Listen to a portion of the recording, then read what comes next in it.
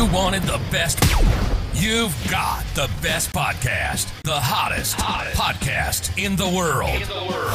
The Chris Voss Show, the preeminent podcast with guests so smart you may experience serious brain bleed. The CEOs, authors, thought leaders, visionaries, and motivators. Get ready. Strap yourself in. Keep your hands, arms, and legs inside the vehicle at all times, because you're about to go on a monster education roller coaster with your brain. Now, here's your host, Chris Voss.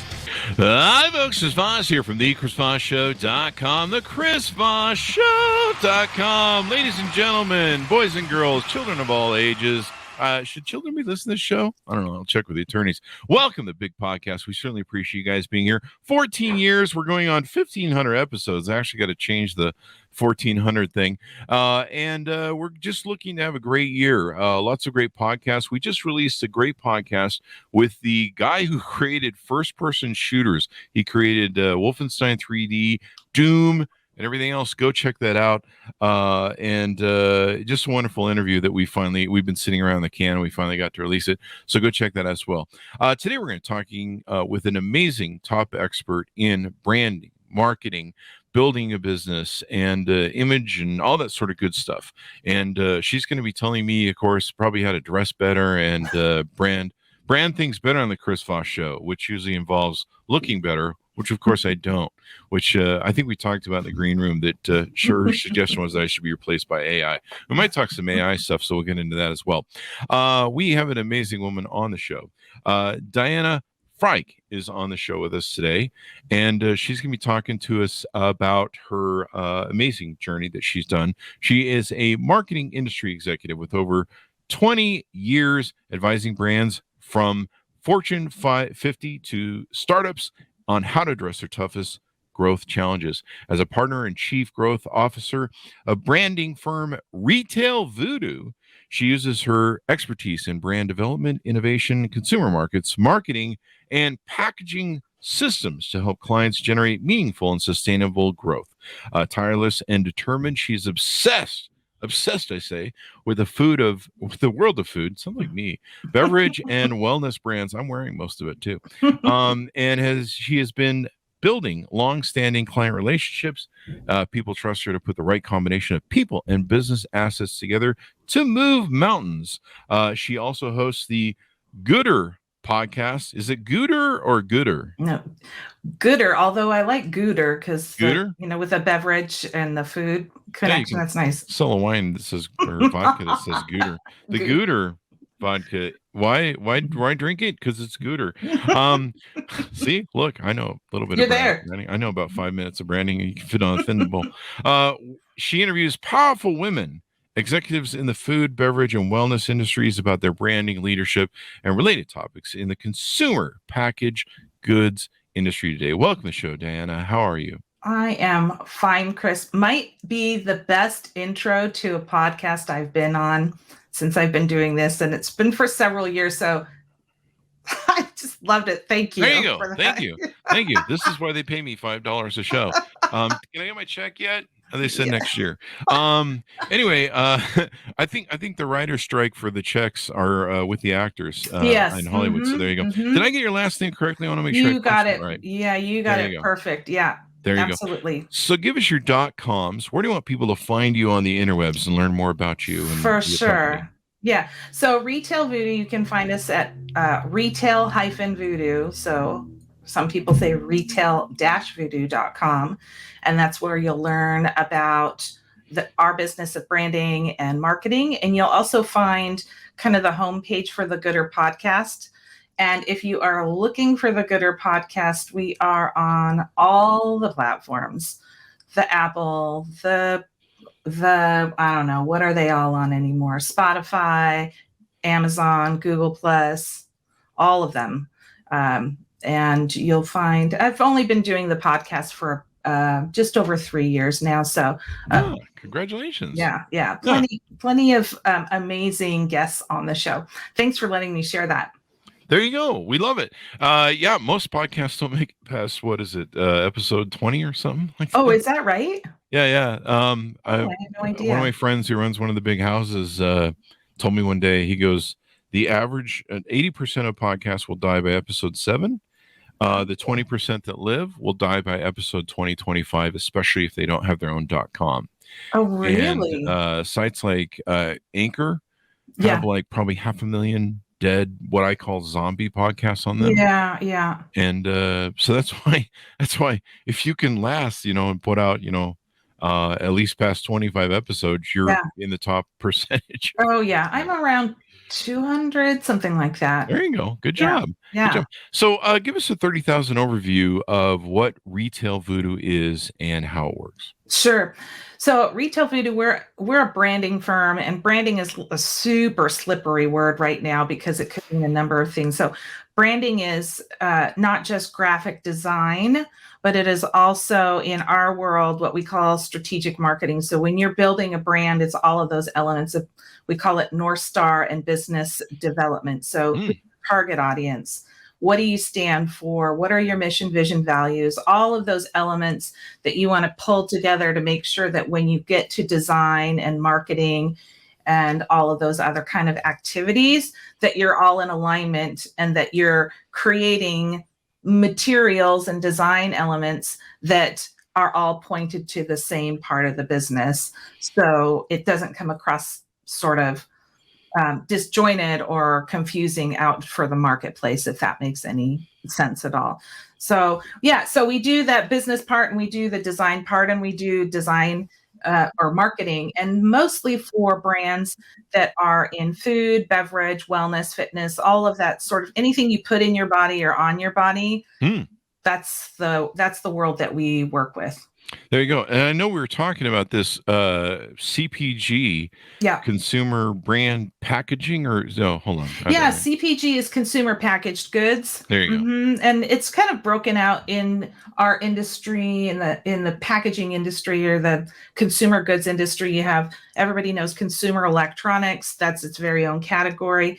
CPG is anything that you would buy that you would put you would buy that's in a package or in a box or a bag or something like that. And then it's delineated between fast moving consumer goods. So anything that you would purchase weekly or monthly, like groceries or shampoo. And then there's hard goods and soft goods like clothing and water skis and, luggage and that sort of thing. There you go. So how did you get into this business? And then we'll get into some of the details with advice on branding and stuff that people can use. Really? Yeah, that's a really crazy story. So let's see. When I first was in the industry, I was just a marketing generalist. And then decided... Not a marketing generalist. A generalist. So I know. Clutches my throat. that means I did a little bit of everything for... I was working at an insurance company at the time, which was a really great company to work for, but not exciting business unless you're really into finance. And there are people that are really into finance, and that's not me, but it's okay. Then I started dabbling around and jumping around, and I went to work for .com at one point. This is in 2000. And then the .com, those of us that are old enough to remember this, there was a .com crash. Really? Yes. Never heard of it. Never heard of it. I'm pretty young. Yeah. And I lost my job, and I was scrambling and decided to jump into sales, which was not something I knew. Working for a company that sold commercial paper, really it went from boring to kind of boring, outside the .com. The .com was very fun and exciting. But was it done for a very similar format? Absolutely. Dunder Mifflin, something like that. But along that journey, I had made a pit stop at a small graphic design firm and had called Workhouse, which doesn't exist anymore. We were doing a lot of .com, but somehow our owners managed to get a project working for Jane Goodall. And I wasn't responsible. I was responsible for manufacturing the products that the designers came up with for her brand. In 1999, the internet was super, super, super, like those of you that don't know this, before there was the internet, there was a lot of paper being used for pretty much everything. The internet was very, very young. And my job was to create all of the marketing materials that you can easily access now digitally. And Jane Goodall came into our offices and she told me, because I was responsible for manufacturing everything, we had a one-on-one conversation where she said I was to make sure that everything that was produced had was not detrimental to the planet, paid fair wages, all the things that kind of like this green movement is right now that is very common, did not exist back then. Wow. And so it was my job to find paper manufacturers that didn't dump wastewater into farming fields. And so I was calling all around the world, and I started to realize how absolutely challenging finding that information was. And I think I was usually allocated like 3 hours for a project. And I think I spent nearly 100 hours calling all over the world trying to find product and manufacturers that could build all of these assets. So that sort of seeded the back of my brain in a sort of weird way and marinated. And when I went into the .com industry, which was one of the first companies that created cookies that we all hate, it was called Ad Relevance. And our job was to, we were the first company out there that created cookies for brands to own and plant on our computers. So you can cookies from the computer. Yeah. Yeah. So you guys can blame me for that one too. Although I was not the tech person. I was a marketing person at the time. She didn't know that she owned the company. Don't blame her. No, we called it spiders at the time. It was they would call them spiders at the time because they crawled the World Wide Web. Crawled the web. Yeah. So then I went to work for a manufacturing company where all of a sudden I realized that I had some intel on paper manufacturing for environmental purposes from my experience working with Jane Goodall. And I started working with all the design firms in our region. I'm in Washington State. So in our region to encourage environmental efficacy in their marketing materials. So how to use post-consumer waste products that use natural bleachers, all stuff that we consumers don't think about. But from there, really embedded myself in the design industry. And then in 2006, I joined my business partner here, David Lemley, who I've been working with since then. And he and I worked on REI when we converted REI onto 100% post-consumer waste paper. So we had been working together for a few years there. And then I started working for him, and the rest is history. And David's experience is with consumer packaged goods. So I just joined him, brought my environmental experience into the conversation. So it's kind of an added experience and benefit that when brands come and work for us, especially those that want to leave a negative or positive footprint, however you want to look at it, on their marketing, which is a big deal for packaging right now, is how not to create a bunch of garbage and leave, try not to destroy the earth in the process of making a buck. So we have my history and David's prowess as a strategic brand builder, and we have worked on some pretty killer brands. So that's my 45-minute, 5,000 foot, 30,000 foot, 30,000, 50,000. When you're up that high, you know. I know. So that's just my background coming into like, how did I get here? Is a strange journey, right? I met a number of people where it wasn't a linear path. It was definitely one thing influenced another on the way. Hey.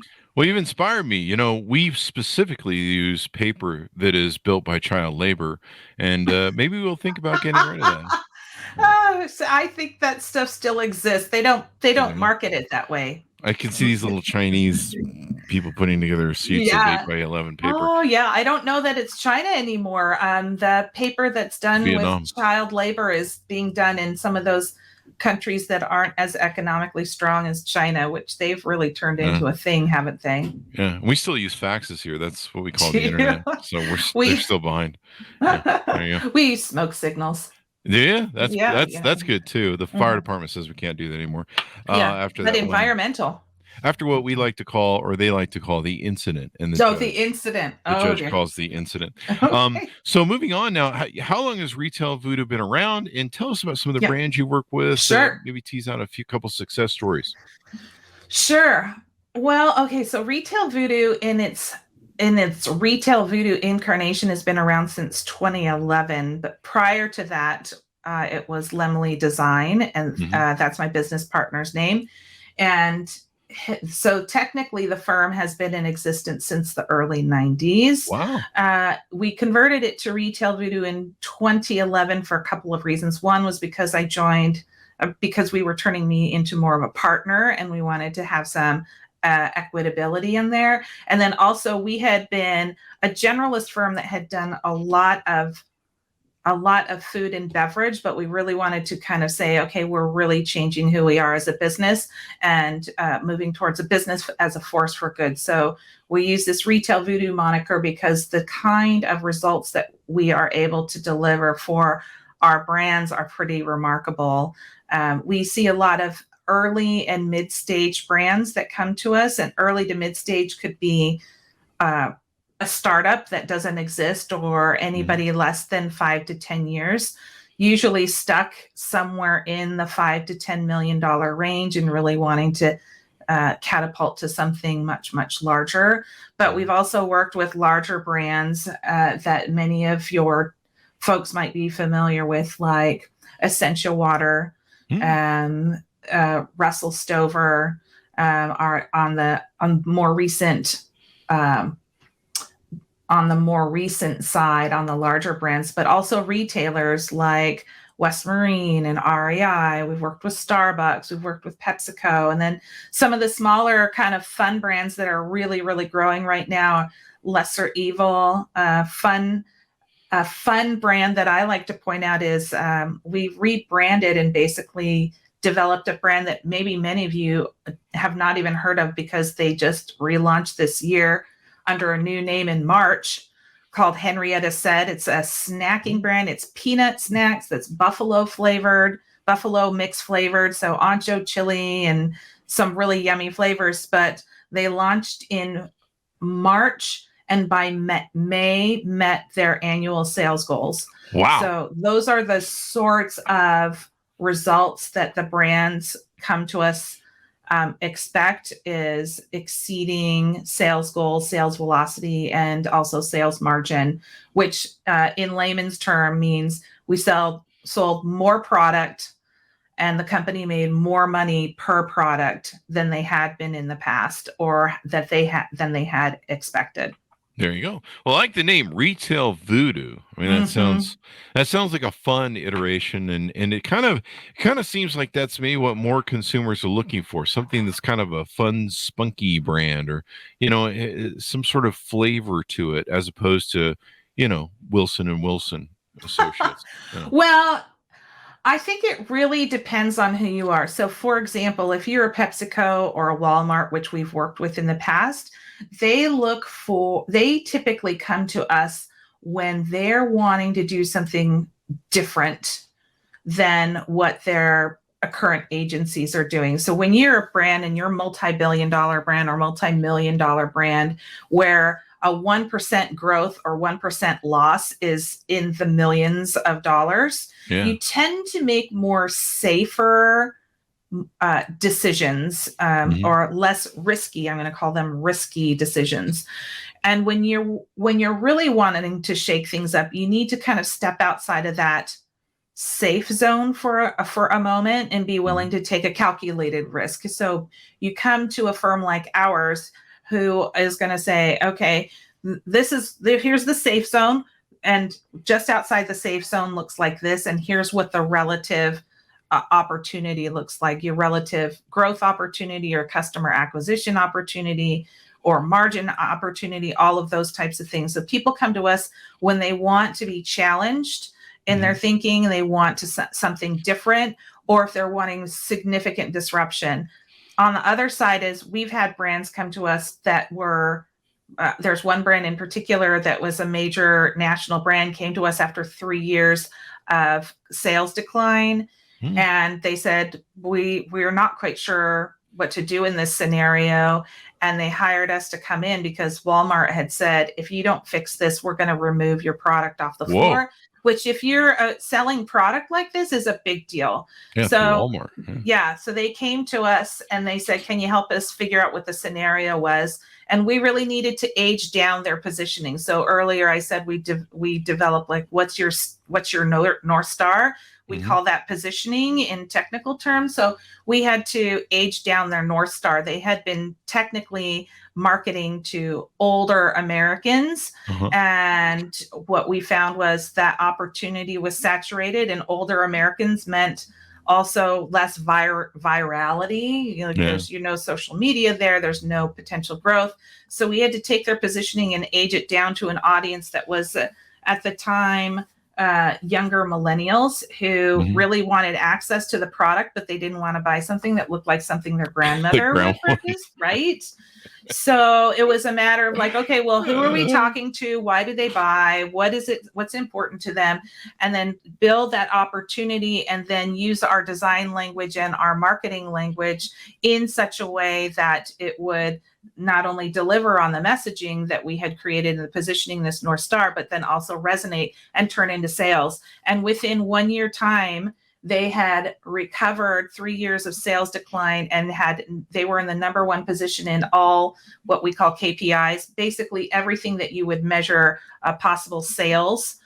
They had gone to number one. So we were able to revitalize that brand by just redefining the audience and then designing a language system for them that worked for them. Does that make sense? That totally does. And so basically by rebranding and re-imaging, perhaps they're rebranding their image to a more younger, maybe hipper audience, they were able to turn their sales around. Do I have that correct? No, that's exactly what happened. So that's very, very important. One of my favorite brands when it comes to positioning that I think, I don't know if your listeners might know, because this is also for a younger audience, is a water brand in a can called Liquid Death. Are you familiar with this? Yeah, that's really popular. It's really popular. And for 2 or 3 years, they really struggled, maybe even a little bit longer, because the industry had said to them, this is not our brand, but I love to talk about them as a case of positioning and strategy. People within the industry said, nobody's going to buy water in a can. That's just not going to happen. And then one of their marketers, and I give this to their founder, who is a marketer as well, said, let's double down on the fact that aluminum is recyclable, and we're going to go after this whole environmental play. So Liquid Death is basically water, and it stands for the death to plastic. And all of their brand positioning, if you go onto their website and you look at their videos, it's very edgy, because Generation X and younger millennials are very self-conscious about their environmental footprint and all of the elements of the generations before them and the damage that's been done in their mind. And they also wanted something that did not smell like mom and dad's water. So let's move away from the smart water. Let's move away. Like, I don't want that. I want something that talks to me. So they have like Tony Hawk on there and all of those brands. And the minute they started to talk about this environmental footprint and its alignment, their North Star around Liquid Death and death to plastic, and then they started using all of these viral video techniques that really spoke to this younger audience, that brand took off. So rather than trying to be this water in a can for everybody, they said, our positioning is going to be for this younger audience. This is what's important to them. We can deliver on it. So let's go for it. And so to give people an idea, they seem like they were an overnight success. This is a few years of them working on this. And this is what positioning can do for you. If you're flopping around and not quite sure what to do with your brand positioning, start there, because then you know what to do with your design. Then you know what to do with your marketing. That's pretty brilliant. And the cans are really cool to look at. Totally. Kind of like a tattooish sort of lookish design.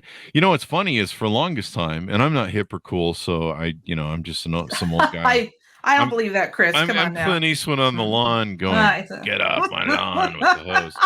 I've reached that point. And so, do you have a cane yet? I probably should have one so that I can whack people. There you go. I don't need it to stand up because I go to the gym every day, but I just need one so I can hit people within reach. Exactly. Just because they need get off my lawn. But so I didn't really get it, but I looked at the branding on the can and I always thought it was beer. Yeah. Yep. I thought it was like El Loco, sort of Mexican-based beer. And I was like, I don't know why I put that two together. And for the longest time, I didn't get that it was water. And one day I was looking at one going, what the hell is this again? And I'm like, wait, water? Yeah. Was it beer water? Like, yeah. and but I don't hang out with the hip crowd. They don't talk. Well, to me, you're exactly. You're not the target audience, so you're not getting any of the messaging, right? I'm still drinking out of plastic bottles like an old bastard. Yeah. So, well, what are you gonna do? What are you gonna do? What are you gonna do? I'm not cool and hip. I learned I wasn't cool and hip sometime in my 20s when MTV started putting bands on. Then I was like, who's that? Exactly. And yeah. And then they quit putting music on altogether, and I was like, "Well, shit." Yeah. So why is branding important for brands? So entrepreneurs that are out there, people that are out there running companies, why is branding important to them? And sometimes either repositioning or sometimes really thinking about how they're building out that brand when they're coming to market. Yeah. Well, the long and short of it is this: when you know who your target audience is, how they want to interact with you, what they expect from you, and how they want to be communicated with, you end up saving a lot of time and a lot of money with your marketing dollars. That's number one, right? Mm-hmm. Otherwise, you're doing what you call a shotgun approach. Let's try this. Now let's try this. So maybe they want this, or maybe they want that. And you can certainly get to the end result of finding all of that brand position or all of your target audience and what brand positioning might work for you from just trial and error. But it takes a long time, and it usually takes a lot of money. And let's face it, most of us are not most of brands that are out there in this universe are not multi-billion-dollar brands, or even in the 9-figure million-dollar brands. And to be spending $40,000 or $100,000 or on marketing activities that don't generate, simply because you're doing trial and error, it is frustrating. And I also think that, I also know that most brands, and this is all businesses, service business, it could be any business, when you understand what your brand is and you understand what your audience is looking for, then you can create even more products that fit their needs. You can dump the products and services that don't fit their needs. Like, there's just an overall cost, we could get into the technology, there's a cost benefit to understanding your positioning. You invest in what all of that looks like up front, and you save yourself time and money on the end. Mm-hmm. There you go. And I mean, do you have to sit down with people nowadays and say, hey, Gen Xers, what the hell do you people want already? A little bit. I mean, you can buy research for sure, right? You can buy research and you can poll people. Polling people is a little bit tricky, because most people, when they're being polled, are trying to figure out how you want to answer. How you want the answer. And so they give you information that may be somewhat accurate, but maybe not 100% accurate. So it's a combination of polling people and researching people. There's actually an amount of anthropology that goes into it. So we take a look at what are the buying trends, what's happening with social media, what's happening in popular culture, and then overlay that with any kind of research that we might do independently, and then say, based off of this information, here's how we would position the brand, or here's a kind of a design language that would work well for them. And when I say design language, I mean all the graphic design elements of a brand that you would have. That's the design language. So, is blue going to be better than green, or sharp angles versus soft angles, that sort of thing. But yeah, I don't know if I answered your question. I think you did. Okay. There's a lot that goes into it. We used to, back in the day of brick and mortar companies, we used to use the shotgun approach. Yep. If we didn't know who our target market was. Absolutely. And so we'd hit different industries or venues that we thought were doing that. We'd sometimes dumpster dive competitors. And then we kind of feel out where it would come, and then we respond to the market and whatever the consumers are like. Hey, over here, we'll use you. And I've always admired people that can do branding and stuff, because we're not good at it. The Chris Voss Show, I remember when we started, years ago, we were like, we're going to name it something about social media, and we're talking, social media is really hot then.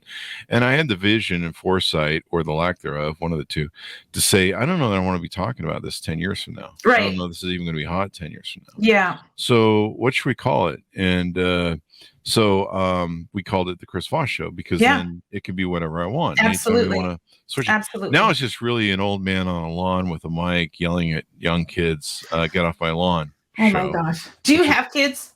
No, I don't. Oh my gosh. Have you ever seen that Disney movie called Romeo and Juliet? No. Oh, okay. Well, there's a clip in there where I have kids, right? So one of the gnomes decides to attack another gnome garden. For those listening, you'll know this one, and goes online and orders something called the Terraforminator, which is like this lawnmower that basically will do construction on your yard and completely destruct it. I'll send you a clip so that you can see, because you will totally laugh and say, I need one of those. Well, gnomes are terrorists by They nature. are. Absolutely. Everybody knows that. Yeah. I don't trust gnomes. Anytime I see one, I go the other way, and I don't trust anybody. Smart. No. You never know when they're going to turn on you. No. They just have that funny face. They stand there and they're just waiting for you to turn your back. Yeah, see, now you got to go watch the movie, because it'll all come to life. You may have nightmares, but it is a Disney movie, so it won't. I actually, how people fear clowns? I fear gnomes. No, you don't. Oh, I'm just kidding. Okay. But I don't know. It sounds like a bit I could do on stand-up or something. There you go. I have people have a clown thing. I have a gnome thing. There you go. But there's also a gnome OnlyFans that I subscribe to as well. But we won't get into that. There probably is one. There probably is. Yeah. So this is kind of interesting. You've taken companies that are struggling with sales. They're struggling with their image. There's lots of different probably examples. Probably some simple ones are like, Federal Express, came out and said, we're just going to be FedEx because everyone calls us FedEx. Yeah. There's probably a few different, like my name, Chris Voss, everyone just calls me stupid. So now we just go with stupid and 4-letter expletives. But there's lots of different ways that brands can do that. And so why is it important to hire an agency like yours to try and figure out a way to maybe get out of the box, or whatever the case is, to try and figure out a new way to rebrand? Well, it really depends on what your end goal is. So I want to go on the record of saying that not everybody that comes to us is struggling. There are many brands that are doing quite well and trying to figure out, how can I do better? Or setting themselves up for what's really popular with small to mid-sized brands right now is creating a brand that they can exit with. And exit means that they can sell for a lot of money. And so they'll look to us to create something with incredible value. So why is it that you would go with a branding firm, particularly if you're in CPG? Why would you go with a firm with a CPG expertise? Or if you're in medical industry, why would you go to somebody with medical expertise? It's no different than if you are training for a marathon and you want to get better at your PRs, or you are a weightlifter or do yoga. You typically want to go to those people that can help you get to that next level, because it's really hard to, what I like to say, operate on yourself.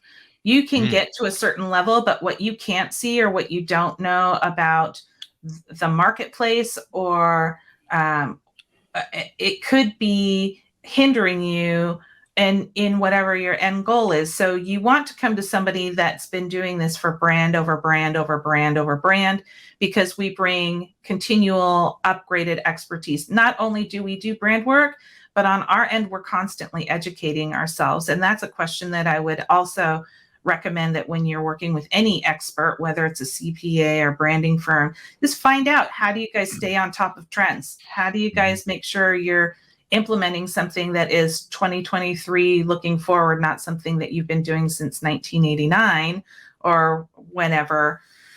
So we also know that if you are in a place of, listen, our sales are flat, or we're losing margin, or something's going on, sometimes the changes that need to be made are ones that are hard to make or hard to see. And so it's much easier to have somebody external do the quote unquote operation and say, this is really where the error is. Mostly there's blind spots in place. It's not that people don't know what they're doing. We work with many, many smart people and many, many smart brands. But if you were working with a brand and let's say you have wearing too many hats within your organization, you're probably not going in deep enough, or you don't have time to do the investigative work. You want somebody to partner alongside with you.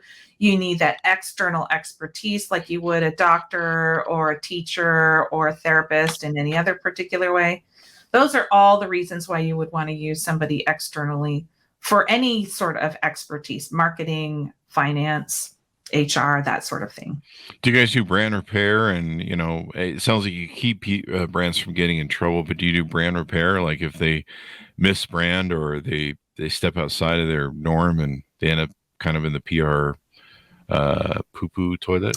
Yeah, it really depends on what the situation is. Most people, if you're having what we would call a PR crisis, that's going to be more communications. That's going to be a PR specialist. That would not be us. Yeah. We can help triage after the fact, especially if it's something that is brand centric. So if there's a problem with the brand intrinsically that needs to be updated, then that's when we partner up with PR folks, and firms will sometimes reach out to us and say, hey, we need to do some triage on this brand positioning or the brand in general, then we'll assist. But typically, if you are having a PR crisis in the moment, you usually have a PR expert that's in there immediately, because brand work takes about 2 to 3 months before it can be done. And then it's like 4 to 6 months to investigate, develop, and then implement. And if you're in the middle of a crisis, 4 months you could be out of business by then. Yeah. I don't know if you want to get into this, but we have one of the Anheuser-Busch family members on next week. They published a book, and the book is about how it went from a family business to being taken over. There's a story, I guess, where it was taken over by a company, and it ended up being a hostile takeover, and kind of a story about the brand and stuff. But there is kind of a famous kerfuffle right now about I guess Bud Light trying to maybe do a little rebranding or expanding their brand or some segue. Yeah. And we've talked about how, branding and managing a brand in such a way, sometimes it can backfire. It can. Yeah. It can. And so it can end up some different ways. Yeah. Well, the Bud Light situation, is a little bit tricky because you can tell that their intentions on the front end were to create an inclusivity in a category that generally doesn't have any. So what that means is light beer is not really known to be a really wide-ranging category of types of drinkers, right? And I think the biggest challenge that they had was beer in general is seeing decline in sales because Gen Z and younger millennials are not drinking alcohol at the rate that those of us Gen Xers and older and even older millennials drink. And so beer is really getting hit very hard. And this inclusivity play that they were doing with the can was a pivot to talk to a younger generation that is open to all of this kind of life, every lifestyle. And I think this is without me seeing what the strategy was. And this is so I'm just like, I am, what do you call that? Quarterbacking. Yeah, we're just kind of kicking the can around. If I was to be sitting in the room with them, I'm imagining that the conversations were around how to bring in this new audience. And what happens with all of the brands that we work with is the same thing that happened in this moment. How do I get a new audience without alienating my existing audience? Yeah. And I think that the recommendations on the Bud Light audience side, when they were looking at it, perhaps were not thinking about what the current audience, how they might respond to it.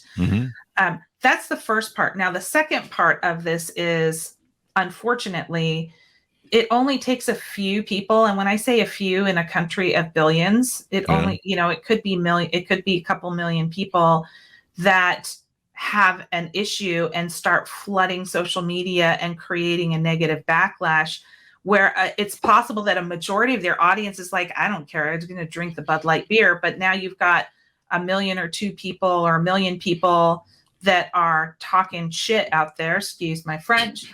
And now we've got a PR crisis, right? Yeah. And the unfortunate component is the influencer that Bud Light used was caught in the crosshairs. And I am not sure that person was supported when all the shit went down. So there's a number of things that happened there. And I don't know all the backstory, but all I'm looking at is, you could tell Bud Light was just like going, let's just create a more inclusive product. We know that this audience is open to it. Oh crap, these people are totally against this.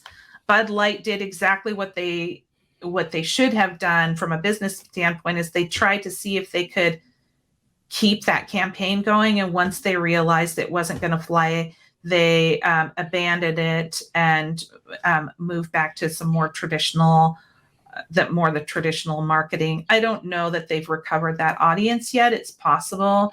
Or the business for that matter. Right. Yeah. Right. Yeah. And evidently they haven't. Yeah. And it's the same beer. It's just, for me, it's just like, it's light beer, for hell's sakes. Who drinks that crap? Like I was just like, there are people drinking light beer? Well, anyway, probably gonna lose my light beer on. You might. I just was like, really, I personally was a little bit shocked about the violence that was demonstrated on social media. Yeah, you're like people shooting their beers. Like, if you that's don't beer, like, man. if you don't like the beer, don't buy it. Yeah, just end of story. Done. Wasting good beer. I mean, I used to drink, and wasting good beer, that seems like a heresy in and of itself. There's a lot to that whole kerfuffle, and it seems like it's going to be written about in business books from years to come, because a lot of beer brands have embraced or you said, we're acceptance of being inclusive and the LGBTQ community. Yeah. And how they responded to it, where they just kind of went blackout with not saying anything for like 30 or 60 days. One thing that was interesting to me was I found it offensive, actually, as a man, was the young lady who was one of their VPs, and they caught a video of her where she basically just crapped on the people who bought the brand. And she's like, well, it's a frat boy brand, and just the thing men do to get together. And it's time to change all that and throw, fuck that model. Yeah. And that was the whole thing. And I was offended by it. I was like, yeah, well, fuck you, man. And I'm very supportive of the LGBTQ community. Yeah. But I was just like, wow, it's like the PGA Tour just saying, fuck people who play golf. We're gonna go with frisbee golf or something. Yeah, it's not a smart idea. And so when we talk about brand positioning, let's circle back to this whole brand positioning thing. If your company does not honestly believe in the audience that got you to where you are, you need to check yourself. So if she genuinely said those things and she meant those things, that to me is an indication of poor leadership, because you cannot discount, regardless of whether you align with the beliefs or the people of the brand. You can't discount the fact that they're the consumer. And if you are not consumer first, your consumers will know right away. And if she's discounted this brand and started targeting a new audience, and then talking publicly about what the former audience is like, that's going to be hard to recover from. And there will probably need to be a little bit more, you'll see more PR as the brand tries to recover their sales and their audience in that regard. You have to respect your consumer and your clients. Otherwise, you're going to have a problem. If they feel like you don't respect them, then you got problems. And I think her video was the real impetus. Really? Because, they caught onto they locked into that really clearly. Yeah. Because most beer brands have done LGBTQ inclusive In stuff. some way. They've done it in some way. Every Yeah. brand has. Yeah. But, so why did it go? And I think it was just her callous sort of video that they caught, Really? because I saw that right Interesting. away in the thing. And even I was offended. I don't drink light beer. I'll drink normal beer. Yeah. I'm a man, damn it. Yeah. I'm not drinking any light beer. And American beer is so awful anyway. But next week we'll have Billy Bush on, and that's not Billy That's Bush pretty from great. Jimmy Carter days. You're right. That's Billy Bush from the Bush Anheuser-Busch. It's going to be interesting. He wrote the book about something else completely with the Interesting. Anheuser-Busch and their family and stuff. Yeah. But it'll be interesting to see his take on how that spun out. Yeah. But the lesson here is branding is important, and honoring your brand and honoring your consumer is important. Absolutely. What else have we touched on that we can move on to? Oh man. Well, I don't Packaging, know how. I don't know branding. how much of your audience is in the CPG space. But on the packaging front, one of the biggest things. Let's talk a little bit about. We're going to just talk about design here for a moment, and the hot topic of the day, which is this generative AI. Oh, there you go. And its influence in design right now. So one of the biggest things that we are seeing in our industry are startup brands using, well, I'm going to be very, very clear, generative AI versus AI. So AI is something that is technology that we've told the computer to think about and do. And generative AI is kind of this open platform where it's creating from sources out in the universe that it has access to. Incidentally, I don't know if you know this, but there is I don't remember what part of the government is going to be investigating the ChatGPT platform, because something about where and how ChatGPT collects information, whether it's copywritten or not, and uses it as an aggregation tool is something of concern. So I thought that was interesting. But let's talk about AI in the world of marketing and in the world of design. And that is what we use generative AI as a kind of a foundational tool. You cannot create something net new. Like AI takes what's out there and creates an aggregate of what's out there. And if you are looking to create something new that's disruptive, generative AI won't do that. Generative AI will create something that fits whatever is happening out in the marketplace right now.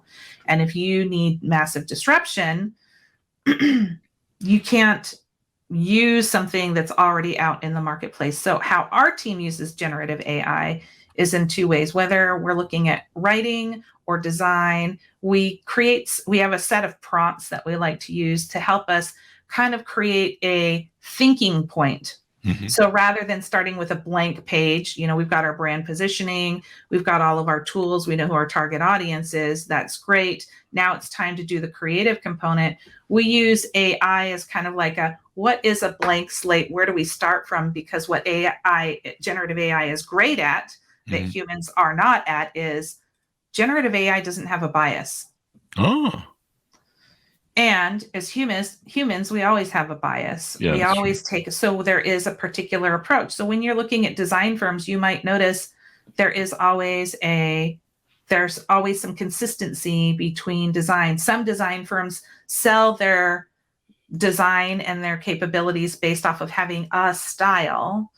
And because people come to us asking us to build these businesses that make loads and loads of money, are incredibly disruptive, they look to us for opportunity to crack things open.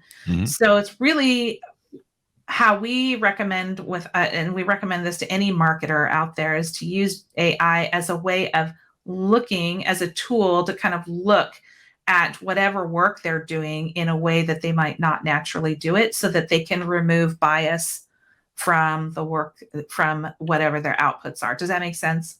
Definitely. It's interesting how the whole thing's going to work out. I believe the copyright patent U.S. government thing has already said that they're not going to allow certain things like that to be licensed. There's kind of an interesting thing with copyright where you have access to parody. Yes. But they may have to rewrite the rules on it, because if you're it's one thing if I'm parroting something. So like if I take the Chris Voss Show and I'm another brand and I write stuff on it, or, go, hey, look at this idiot with all the blue stuff in the background. Yeah. That's parody. And commentary and I think there's some rules that has to kind of improve the product or something a little bit. But when it's being taken from like 200 different sources or something, right, and you're just like, it's kind of, I don't know, it's kind of interesting how that whole thing's going to work out. Yeah, I just finished up my MBA program, and my last quarter we were talking about legal, and our professor was talking about how generative AI is going to be challenging a lot of copyright laws. Then we'll probably see a lot of changes in the next several years. Yeah. And I know some ad agencies and different agencies like yours have banned it because they're worried that they'll pick up other people's work or copyright issues. Yeah. And really what the essence of what they sell is the individual talent. Absolutely. And the skill and their copy that they sell. Yeah. And that's the hard work of it. And, if you're just, I don't know, editing whatever's GPT is spitting out. Yeah. I mean, how much value is in that, really? I don't know. Well, it depends on how you use it, right? Yeah, that's true. For example, like I'll tell you, like we just finished up another packet. We're going to be delivering some concepts to a client. And for us, we usually do somewhere, I don't know, 60 to 100 concepts internally before we present about 2 or 3. Wow. And I think there were a couple of concepts that were foundationally came from Chat GPT, whatever the equivalent is. Mm-hmm. But when we layer it against the positioning, it wasn't working. It wasn't meeting the needs. But that doesn't mean that idea didn't go, I like how that's happening. Let's pull that part of the idea and apply it over here, which is all creative is. Creative is take what the need is and start to go, I like this color, or I like how this is interacting, or I like how this does something like that. So I think if you are lifting Chat GPT wholly for itself, you're going to get shit. It'll look beautiful. We call it lipstick on a pig. It'll look beautiful. It's not going to do the work that it needs to do, but that doesn't mean it can't be a tool. Just like when in branding, this was before my time, but I know about this, is when computers were first brought into graphic design, it was all being done by hand. Yeah. People were losing their mind. Computers were going to kill the industry. It was going to kill creativity. People are going to do it. It was going to, and if anything, computers has amplified creativity to a point that at that time they couldn't have even thought of. Yeah. Like at all. So I think we're on the front end of that. And I don't think people should be afraid of it. I think they have to be vigilant is probably the word. Is make sure that you're not, like everything that we do, we run through copyright. Everything that we do is cross-checked, because if we do anything, whether it's creating a name, creating a package, creating marketing activities, if it isn't legit, that's our credibility on the line, period, end of story. But is it something to be afraid of? No, it's gonna, don't use it 100% of the time quite yet. Watch what it does. But what you don't want to be is a marketer that avoids it. And then in 5 years, when it's now working as it should be, you're going to be behind. Like you have to start to think about how to incorporate it into, and I think this is going to be true with all businesses. Just play with it. See what happens. Don't use it as a crutch. Use it as kind of another tool. Does it help you think differently? Does it help you think better, smarter? That's what I would say on our end. What we're being told, at least in the design industry, as all of us senior levels are talking about ourselves, like if we aren't looking at how to leverage AI as a tool in 5 years, those that don't know how to use it are going to be unemployable. There you go. I believe you're true. You're correct in that, because I think to me it's a wonderful idea, playground. Like you can fart around with ideas where you go, hey, try this and see what works. And, I mean, I think I had someone on the show, one of the professors or authors from some big school. Yeah. He said, we're going to be maybe creating less and writing less, but being more editors than anything else. Maybe. Yeah. Look Maybe. at it. Yeah. Yeah. There was a recent story of the attorney who used ChatGPT to write his argument and references. Yes, I heard about it, precedents. And like then none of them existed, or something. Like it just made up stuff. And yes, somebody didn't do their homework. Yeah. The internet has fake stuff on it. Who knew? What? Yeah, a small portion of it, I think. No. Oh, wow. Maybe it's the vastness of it. Shocked. I forget. It's one of the two. Yeah. Shocked, I say. Shocked. So there you go. Well, this has been really insightful, Diana. How can people reach out to your company and work with you, get advice from you, consult, et cetera, et cetera? Sure. Well, you can always reach out to me I'm on LinkedIn. I'm on LinkedIn all the time. Diana Fryc. There's only one of me, thankfully, or unfortunately, however you want to look at it. And I communicate a lot through there. You can also, and you can link in with me too. You don't have to communicate with me. You can just follow my BS. You can also take a look at us at retail-voodoo, retail-voodoo.com. And we're on LinkedIn, Facebook, and Instagram right now. That's our only channels. And you can email me directly on diana.fryc@retail-voodoo.com. There you go. And did we get a plug-in for the podcast?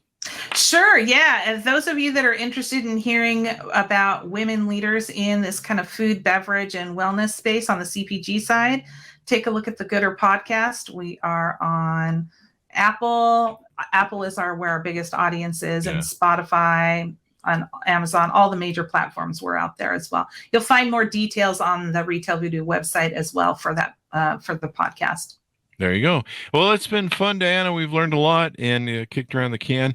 Thank you very much for coming on. We really appreciate it. Oh, gosh. My pleasure. Absolute pleasure. Thank you. Thank you, Chris. And thanks to my audience for tuning in. As always, you can find us on Apple too as well. You can find us at goodreads.com/Chris Voss, LinkedIn.com/Chris Voss. Subscribe to the LinkedIn newsletter. Go to YouTube.com, TikTok, all the crazy places all those kids are playing and whatever. Thanks for tuning in. Be good to each other. Stay safe. And we'll see you guys next time. And that should have us.